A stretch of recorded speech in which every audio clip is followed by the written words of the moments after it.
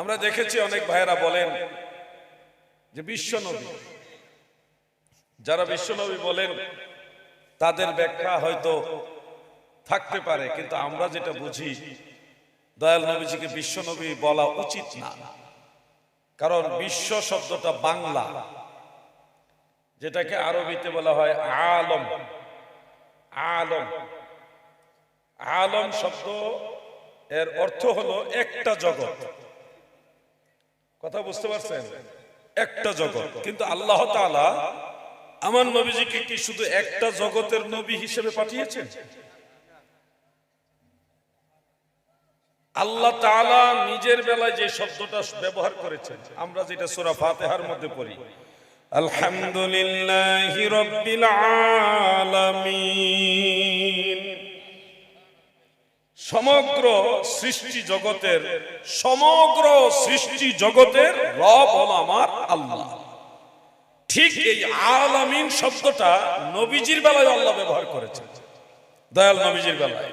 আপনি দেখুন, ওয়ামা আরসালনাকা ইল্লা রাহমাতাল লিল আলামিন। সুবহানাল্লাহ। আমার নবীজি শুধু একটা জগতের রহমত না গো, আমার নবীজি সমগ্র সৃষ্টি জগতের রহমত। আরেকটা আয়াতে কারিমা আপনারা দেখতে পারেন, সূরা ফুরকানের প্রথম আয়াত। সূরা ফুরকানের প্রথম আয়াত আমার আল্লাহ বলেন, তাবারাকাল্লাযী নাযালাল ফুরকানা আলা আবদিহি লিয়াকুনা লিল আলামিনা নাযীরা। সুবহানাল্লাহ। আমার আল্লাহ বলেন লিয়াকুনা লিল আলামিনা নাযীরা। নবী গো,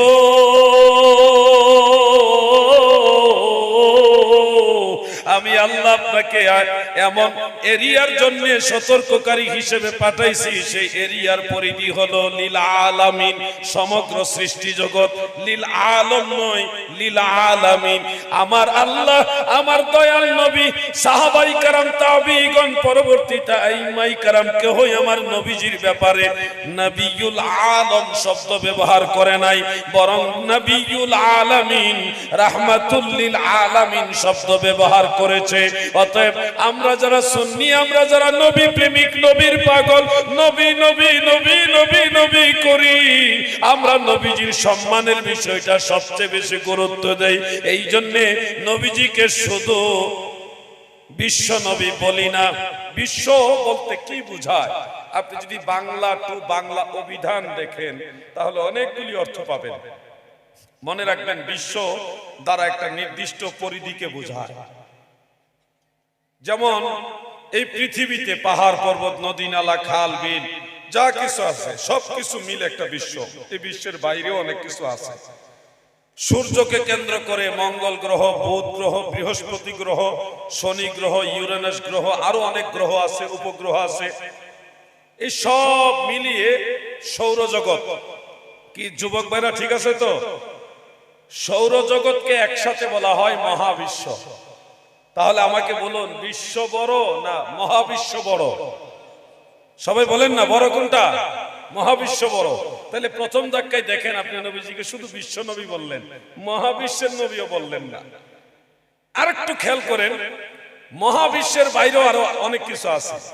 একটা সৌরজগৎ হলো মহাবিশ্ব। এরকম অসংখ্য অগণিত সৌরজগৎ একসাথে মিলে একটা গ্যালাক্সি হয়। গ্যালাক্সির পরিধি, সীমানা বিশ্ব তো পরের কথা, মহাবিশ্বের চেয়ে অনেক বড়, অসংখ্য গুণে বড়।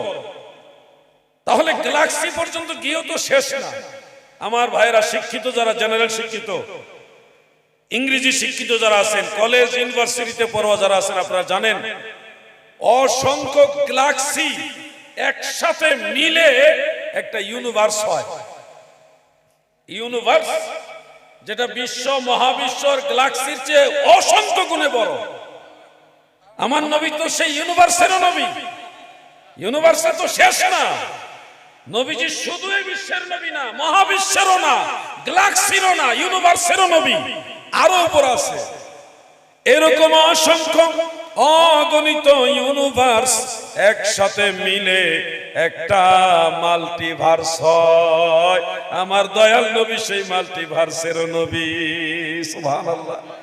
এখানে শেষ নয় রে ভাই, এই ধরনের অসংখ্য গণিত মাল্টিভার্স একসাথে মিলে একটা সুপারভার্স হয়। আল্লাহর নবী সেই সুপারভার্সের নবী, এর উপরে আরো অনেক কিছু আছে। এই সবগুলো হলো প্রথম আসমানের নিচে। বলুন তো আমার নবী কি প্রথম আসমানের নিচের নবী না উপরের নবী? ওয়ামা আরসালনাকা ইল্লা রাহমাতাল লিল আলামিন। নবী গো, আমি আল্লাহ আপনাকে সমগ্র সৃষ্টি জগতে রহমত হিসেবে পাঠিয়েছি। দ্বিতীয় আসমান, তৃতীয় আসমান, চতুর্থ, পঞ্চম, ষষ্ঠ, সপ্তম আসমান, এর উপরে হলো সিদরাতুল মুনতাহা। ওয়ালাকাদ রাআহু নাজলাতান উখরা ইনদা সিদরাতিল মুনতাহা।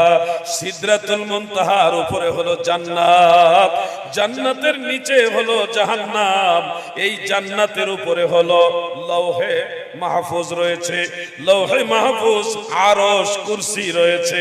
এই সব কিছুর উপরে হলো লামাকান, আরো কত কিছু, আরো কত কিছু। সুম্মা দানা ফাতাদাল্লা ফাকানা কাবা কাউসাইনি আও আদনা। এমন এমন এমন এমন কিছু আছে গো, যেগুলির কোনো বর্ণনা কোনো কিতাবের মধ্যে নাই। আমার দয়াল নবী ওই সব কিছুর নবী। সুবহানাল্লাহ। আমরা যেমনি ভাবে মহান আল্লাহ তাআলাকে সমগ্র সৃষ্টি জগতের রব হিসেবে জানি, তেমনি ভাবে সমগ্র সৃষ্টি জগতের রহমত এবং নবী হিসেবে আমাদের নবীকেও জানবো। এটাই তো যৌক্তিক। কি বলেন আপনারা? আমরা নবীজিকে শুধু বিশ্ব নবী বলবো না, এই শব্দটা থেকে বের হয়ে আসেন, এটা আর বলবেন না প্লিজ। আমার নবী এর চাইতে আর অনেক দামি নবী, অনেক দামি নবী। কত দামি আপনার ব্রেইনেও ধরবে না, কত দামি আপনার ব্রেইনে কাভারেজ আসবে না। আল্লাহর নবী আরো কত দামি নবী। আপনি বলবেন বিশ্ব নবী বললে সমগ্র সৃষ্টি জগতের নবী, এটা অস্বীকার হয় না। বিশ্ব নবী বললে ওটাও অস্বীকার হয়। দাদু, আপনি যুক্তি দিয়ে আল্লাহ রসুলের নাম বিশ্ব নবী রাখতে চাচ্ছেন, যেটা পৃথিবীর কোন ইমাম রাখে নাই। পৃথিবীর কোন ইমাম নবিয়ুন আলম বলেননি। আলমের নবী নবীজিকে কেউ বলেনি। আল্লাহর রসুলের বেলায় আপনি কেন বিশ্ব নবী বলছেন? এই যুক্তিতে আপনি কি আল্লাহ তাআলাকে বিশ্ব আল্লাহ বলবেন? যে যুক্তিতে আপনি নবীজিকে বিশ্ব নবী বলবেন, ওই যুক্তিতে আল্লাহকে যদি বিশ্ব আল্লাহ বলেন, তাহলে তো মিয়া ভাই আপনার ঈমানের উপরে আঘাত আসতে পারে।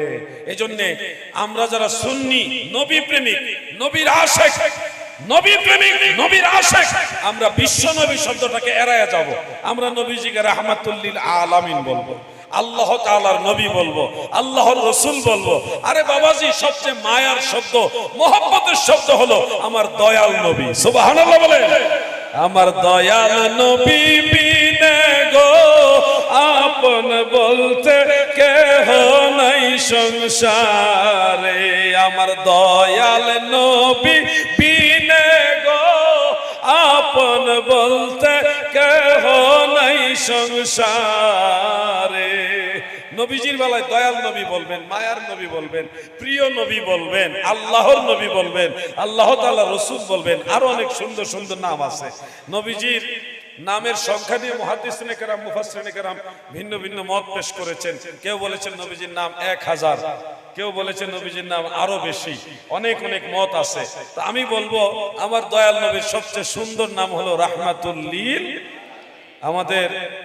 আমাদের বাংলাদেশে অনেক আলেমরা, আমার হুজুর পীর সাহেব কেবলা হুজুর বলতেন, বা হুজুরের দরবারে আলেমরা একটা গজল গাইতেন, রাহমাতাল লিল আলামিন কানসেন নবী রাত্র দিন, পাপি তাপি উম্মতের কারয়নরে। রাহমাতাল লিল আলামিন কানসেন নবী রাত্র দিন, পাপি তাপি উম্মতের কারয়নরে। এইভাবে প্রেম দিয়ে নবীজিকে সম্বোধন করতে হবে। আমার ডাক্তার ভাই বললো যে বিশ্বনবী বলা যাবে কিনা একটু বলবেন, এই জন্য আমি মাঝখানে কথাটা নিয়ে আসলাম। আপনারাও সবাই আজ থেকে নবীজির বেলায় সম্মানের শব্দগুলি নিয়ে আসবেন ইনশাআল্লাহ। বলেন সবাই, বলেন ইনশাআল্লাহ। পিছনে বাইরে রাগ করছেন নাকি আপনারা? সবাই বলেন ইনশাআল্লাহ। আল্লাহ আপনাদেরকে নবীজির সম্মান বুঝার তৌফিক দেন, আমিন। দাদু, যে নবীর সম্মান বুঝে তার ঈমান তত বেশি মজবুত হবে। যে নবীজির সম্মান বুঝে না তার ঈমানের মধ্যে দুর্বলতা থাকবে, ঝামেলা থাকবে। নবীজির মহব্বত আছে বিধায় আমরা নবী নবী করি, নবীর দুরূদ শরীফ পড়ি। যারা আজকে আমাদেরকে বলে এমনে পড়া যাবে না দুরূদ, ওমনে পড়া যাবে না, এমনে বেদাত ওমনে বেদাত, তারা ফতোয়া দিতে দিতে মরবে, আর আমরা নবীজির দুরূদ সালাম পড়তে পড়তে মরবো। ঠিক না বেটে? আমরা নবীজির সালাতু সালাম চাই কিনা? আওয়াজ দিয়ে বলেন চাই কিনা? রাসূল পাকের দুরূদ শরীফ বেশি শুদ্ধ করে না পারেন, যদ্দূর পারেন পড়তে থাকেন, ধীরে ধীরে সুস্থ করেন, শুদ্ধ করেন, কিন্তু আপনি দুরূদ শরীফ ছেড়ে দিবেন না। পড়তে পড়তে যেন আপনার মৃত্যু হয়।